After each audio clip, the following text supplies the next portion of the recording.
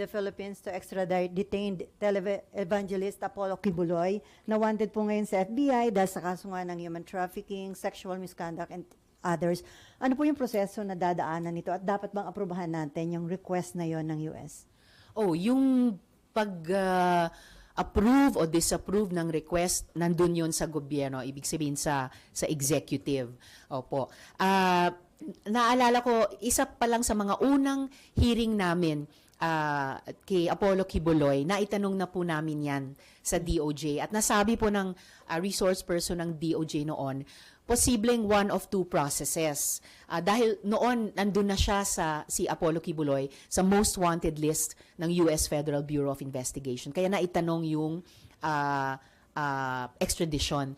At sinabi noon ng DOJ, pwedeng tapusin muna ang mga proseso dito sa Pilipinas bago kung bibigyang daan nila ang request ng US government i-extradite siya sa US. Or, sabi ng DOJ noon, pwede ring isuspend muna yung mga proseso dito at ipaharap muna siya through extradition dun sa mga proseso sa US. So, ibig sabihin, mayroong legal basis para kung pagbibigyan ng gobyerno natin ang anumang extradition request ng US. And kung ganon ang sitwasyon na mangyayari, dalawang goods ang mangyayari. Maitataguyod pa rin natin ang proseso dito sa ating bansa at mapapaharap din si Apollo Kibuloy sa kanyang mga biniktima dun sa United States. Mabibigyan din sila ng pagkakataong magkaroon ng hustisya tulad ng sinimulan natin dito sa Pilipinas para naman sa mga victim survivors niya